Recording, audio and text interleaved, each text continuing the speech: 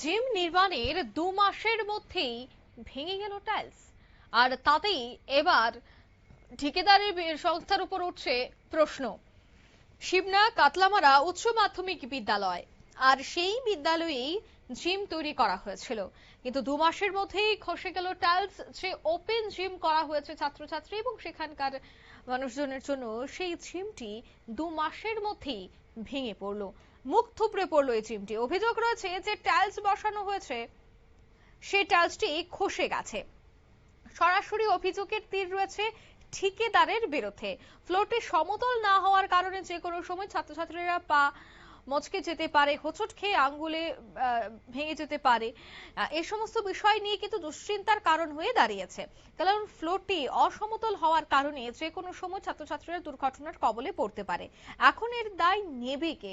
এটাই হচ্ছে লাখ টাকার প্রশ্ন। স্কুলের প্রধান শিক্ষিকা পারমিতা দেব জিমের এই বেহাল অবস্থার কথা স্বীকার করেন এবং এই জিম তৈরির গুণগত মান রক্ষা করা হয়নি সেটাও বাস্তবে স্পষ্ট করে তিনি বলে দিয়েছেন। এখন প্রশ্ন, যে ঠিকাদার সংস্থাকে দায়িত্বটা দেওয়া হয়েছিল, তারা কি শুধুমাত্র সেই জিমটি করে টাকা নিয়ে খালাস হয়ে গেছে? সেই গুণগত মান বজায় রাখা বা এই জিমটিকে সঠিকভাবে রক্ষণাবেক্ষণ বা তা তৈরি করার ক্ষেত্রে যে সমস্ত সামগ্রীগুলো ব্যবহার করা হয়েছে সেটা সিস্টেম অনুযায়ী ব্যবহার করা, কোনোটাই কি করা হয়নি? কারণ অভিযোগ কিন্তু এমনটাই রয়েছে, যদি ঠিকঠাক ভাবে জিমটি তৈরি করা হতো তবে 2 মাসের মধ্যে কিভাবে ভেঙে পড়তে পারে? অনেক ক্ষেত্রে দেখা যায় যে নিম্ন সামগ্রী বা নিম্ন গুণগত মান অনেকটাই কম থাকে, এই সমস্ত সামগ্রী ব্যবহার করে জিম তৈরি করা বা পর্যাপ্ত পরিমাণের যে পদ্ধতি থাকে সে পদ্ধতিটা না মেনে কোনোভাবে, অর্থাৎ দেখা যায় যে 10 দিন বা 1 মাসের কাজটাকে একেবারে 10-15 দিনের মধ্যে সম্পন্ন করে সেখান থেকে টাকা নিয়ে খালাস হয়ে যাওয়ার মতো অভিযোগ ঠিকাদার সংস্থাগুলির বিরুদ্ধে বারবার উঠে আসছে। আর তারই আরো এক জ্বলজ্যান্ত উদাহরণ কিন্তু 2 মাসের মধ্যে সে টাইলস ভেঙে পড়ার ঘটনাও। তবে এই বিষয়ে স্কুল ইনচার্জ কি বলছেন শোনাবো।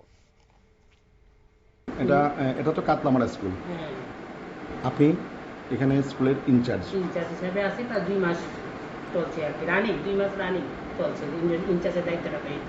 আচ্ছা ম্যাডাম, স্কুলে একটা ওপেন জিম নির্মাণ হয়েছে, এই বিষয়টা কি আপনারা স্কুল কর্তৃপক্ষ জানে? হ্যাঁ জানে, কর্তৃপক্ষ জানে, আমরাও জানি মোটামুটি। কতদিন হয়েছে কাজটা সম্পন্ন হয়েছে? প্রায় তো 2-2.5 মাস। আচ্ছা ম্যাডাম, এখানে দেখলাম আমি গিয়ে ছাত্রছাত্রীরা এখানে জিম ব্যবহার করছে, কিন্তু যে ফ্লোরটা, এই ফ্লোরের টাইলস কোথাও ডেবে গেছে, কোথাও উঠে গেছে। এটা তো স্বাস্থ্য সুরক্ষার জন্য বা স্বাস্থ্য সচেতন হিসেবে করা হলেও দেখা যায় এখানে ছাত্রছাত্রীরা হোঁচট খাবে, তাদের নখ উঠবে, এটা মানে একটা কিরকম বিপজ্জনক অবস্থা রয়েছে। এই বিষয়টা কি আপনারা দেখতে পেরেছেন? এটা মোটামুটি দেখতে পেরেছি। এটা কি আর মানে সারাই করা হবে? এই জিমের এই জিনিসের যারা কাজ করে গেছে তাদের তো সবচেয়ে ভালো, সেখানে সারাই করাটাই তো দরকার, কারণ যেহেতু ছোট ছোট বাচ্চারা পড়াশোনা করে, সুতরাং এটা ঠিকঠাক রাখাও তো উচিত। এই কথা, জিমটা যে বিপজ্জনক অবস্থা এটা তো আপনারা বুঝতে পারছেন। আপনার নাম? আপনারা শুনলেন, অর্থাৎ তিনিও কিন্তু স্বীকার করলেন যে এটি বিপজ্জনক অবস্থায় রয়েছে। তবে এই বিষয়টা নিয়ে ঠিকাদার সংস্থার বিরুদ্ধে কোনো ধরনের পদক্ষেপ গ্রহণ করা হবে কিনা সেটাই দেখার। কাতলামারা স্কুলে এই নবনির্মিত জিমের বেহাল অবস্থার বিষয়টা নিয়ে পরিদর্শন করে ব্যবস্থা গ্রহণ করার দাবি কিন্তু উঠছে এবার ছাত্রছাত্রী এবং অভিভাবক, এছাড়া বিদ্যালয় কর্তৃপক্ষের পক্ষ থেকেও।